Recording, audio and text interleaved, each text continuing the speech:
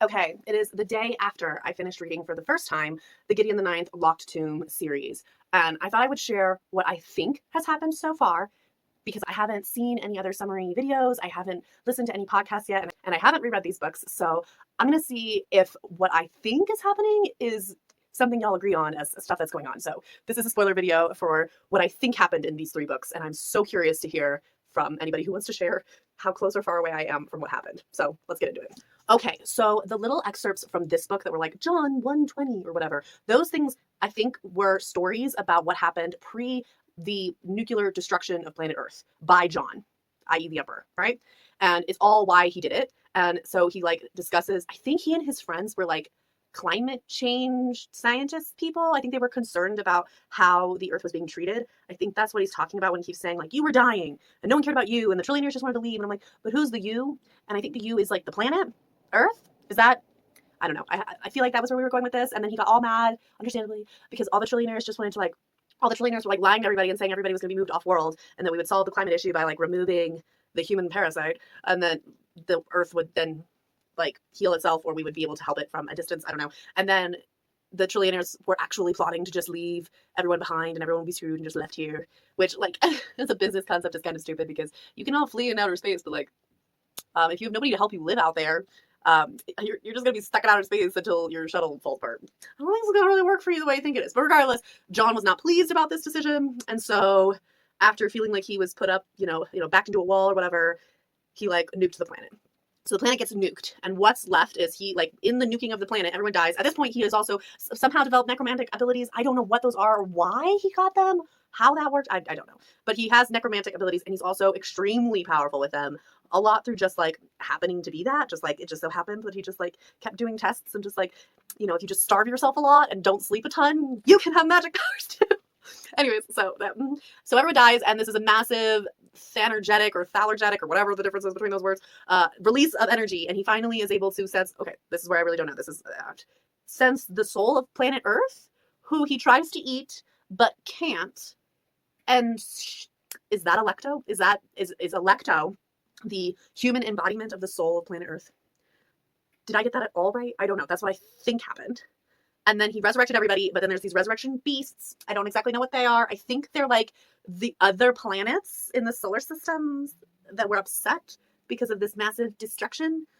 And so now they're coming to hunt down John and his friends, who after some time, after they're resurrected, because he kills all of them too, they go through the Lictor process that they misunderstand. And John lets them misunderstand for reasons. I'm not exactly sure why. Can't remember why he was okay with them screwing up the Lictor process, because their version, which we figure out in the end of this book, is you kill your cavalier. Also, I'd like to point out that I'm probably not pronouncing any of these words right. I'm just using the words the way I thought they were said when I read them the first time, because I haven't heard any other person verbalize the words, the names of things in these books. Okay, so yeah, Lictors are helpers for God, which is John, who's now called himself a god, and he's like this perfect Lictorhood with Alecto, who was his cavalier, but also is actually just the soul spirit remnant of Earth, ? I don't know. Anyways, the Lictors in the past did not like Alecto, and they're like, you have to get rid of Alecto, and John was like, I can't do it. And they're like, you have to. So John was like, okay, I killed her, but he didn't. He just put her to sleep, and that is the locked tomb in the 9th house. That's where Alecto is currently sleeping. Taking a little nappy poo, just napping away. And so anyways, every time these remnant beasts come to hunt down the Lictors and John, the Emperor, a Lictor basically dies, or multiple. And so he's running out of Lictors. And so that's why in this book, he has all of the heirs and their cavaliers of each of the 9 houses, except for the first house, come to the first house to start learning how to become Lictors. And they go through all the tests. And of course, this is not just like clearly explained. No, this is all mysteriously provided because John clearly isn't the greatest teacher on the planet. And so there's no clear instructions. So anyways, they show up, stuff goes down, because also one of John's hands, her name started with a C. I forget her name. She figured out, along with some of the other hands, some of these other Lictors, that John lied about the Lictor process, or like at least lied by omission. She is not happy. So she is like, if I kill all the heirs and the cavaliers, John will be forced to come to the first house and then I can destroy him then, ? I don't know. Or maybe like Blood of Eden will show up and do that. I don't know. Blood of Eden is, from what I think I understand from this book, is the basically like the rebel group, like the humans, non-necromancer rebels group that like want to get rid of John and all of his Lictors and are sick and tired of him. Oh, also, I think in this book we figure out that Jon is somehow like intricately linked to the sun of the solar system of the 9 houses. And so if he dies, the sun dies and everyone dies. So yeah. So anyways, so some of the Lictors are displeased, and so they came up with this whole thing to kill all of the heirs who were of the 9 houses. The 9 houses being like, I don't know, planets, question mark, that Jon created or brought back or something, where his people were currently living. They each have like their own little personalities on what they care about. So yeah, this is what's happening here. Gideon dies at the end of this book, and Harrow eats her soul in order to defeat the evil Lictor whose name starts with C. And then Harrow has become a Lictor. Yes, and the Emperor shows up and rescues Harrow, but everyone else's bodies are missing. All the people who died, or most of the people who died, their bodies are missing. Okay, that's what I think has happened at that point. Then in this book, in order for Harrow to not completely destroy Gideon's soul after she's eaten it, she has to forget Gideon. So she has Ianthe, however the heck you pronounce her name, like do some heebie-jeebie stuff in her temporal lobe, which makes sense because that's where the hippocampus is, so that's where memory centers are, and screws with her memory, and blocks off her ability to remember Gideon. She can't even remember the name Gideon, and rewrites the whole story of what happened in this book as if Ortis Nijanand, question mark, his name, whoever that is, was her cavalier, and that he's the one that she has consumed. It's also why one of the current Lictors' names is Ortis in all big capital letters, because she can't know the name Gideon, or she'll remember Gideon and then she'll eat her soul. So she's like stalling for time. I think this book is just like she's stalling for time. During this, the Resurrection Beast number 7 has located the Emperor and his Lictors and is coming for them. And so they're also prepping to kill him. And so we're learning about like the river, which is like, I don't know, the River of Souls, I guess, but you can also like traverse it, and it's also like a transportation thing, question mark. It's very dangerous. It's got layers, and at the very bottom you can like kick people off into like, I don't know, black hole abyss, basically. Bye! And get rid of a Resurrection Beast that way. So anyways, Harrow's confused this whole time. We keep hearing the story of what happened in Gideon the Ninth, but it's always incorrect because it's been altered by Harrow herself. So yes, at the end of this book, we find out that basically all the current Lictors, except for Ianthe, are totally against the Emperor. They don't believe him. They think he's a freaking liar, and they're so done with him. And so they try to kill him, and they fail because Jon's too powerful, guys. And so Harrow, at that point in time, Harrow had soul separated from her body and was like stuck in like this interim space where she's hanging out with some of the dead souls from this book, including Sextus. Love him. And so while her body doesn't have her soul, Gideon is able to come forward in her body because Gideon is still in Harrow's like body, is still in there, like is occupying. And so we see a little glimpse of Gideon at the end of this book, and that's when we find out that Gideon is the daughter of the Emperor and one of his Lictors, and it was an accident.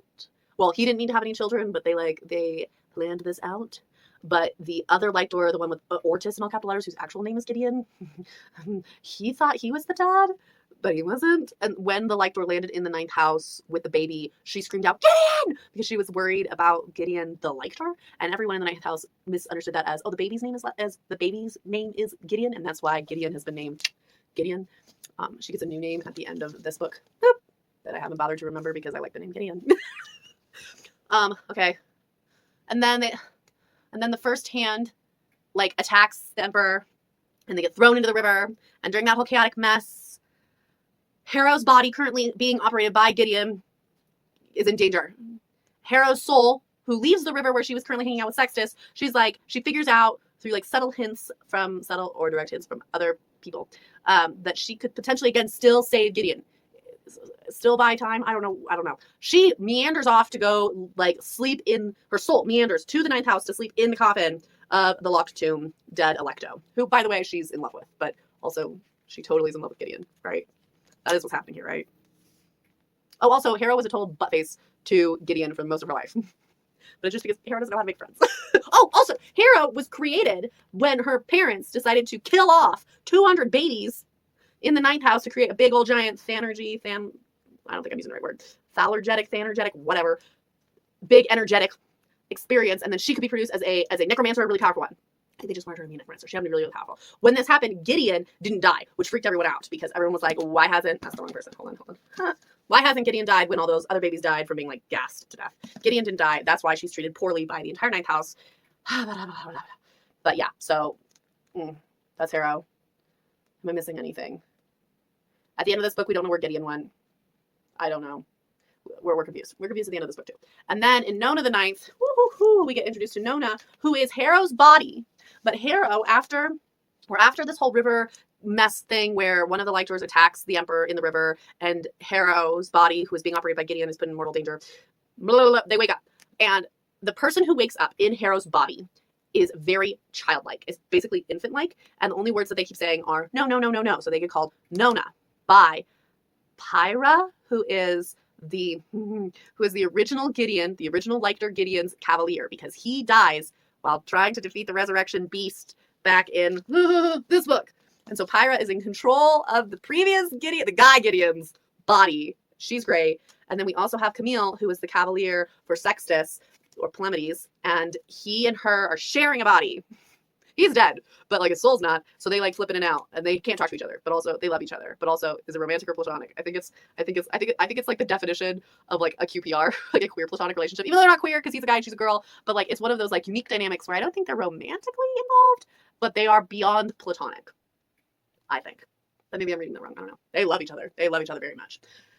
Okay, so Nona, who is the unknown soul currently habitating in Harrow's body, who Camilla / Palamedes and Pyra don't know if she is Gideon or Harrow, or if she's a combination of the two, or if she's neither. They spend the whole book trying to figure that out. Nona, this whole book is from Nona's perspective, and she's got like the perspective of a child, and so she's all proud of herself because she's learned to like not stick her finger in people's ears. Goals, Nona, goals.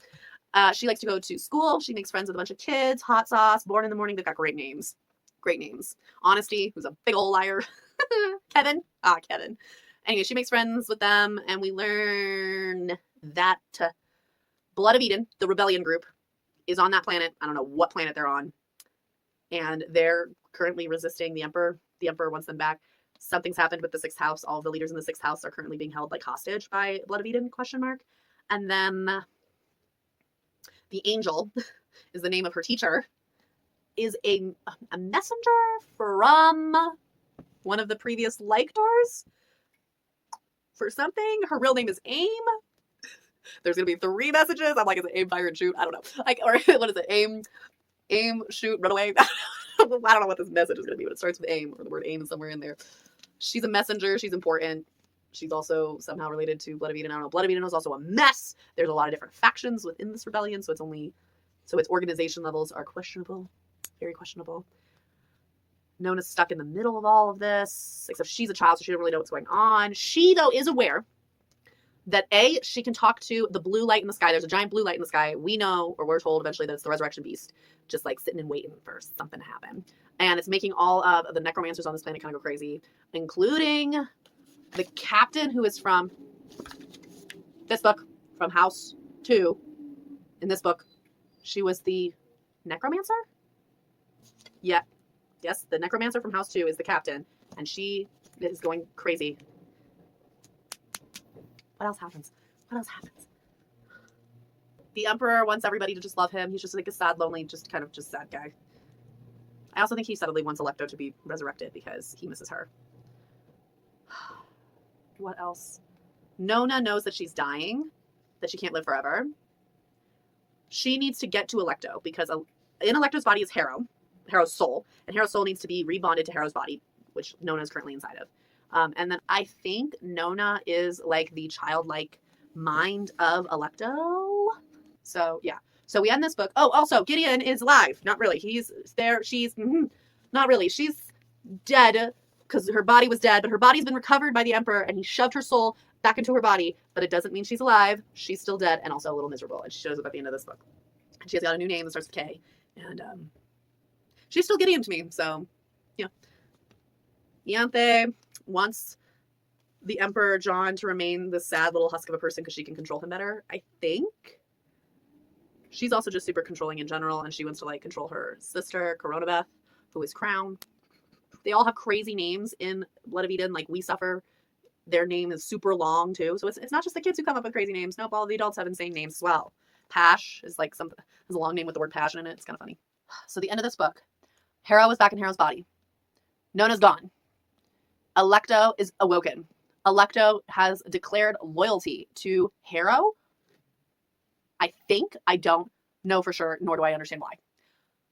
Gideon is glad Harrow's back. Missed Harrow. Wants Harrow back. Gideon's really sad.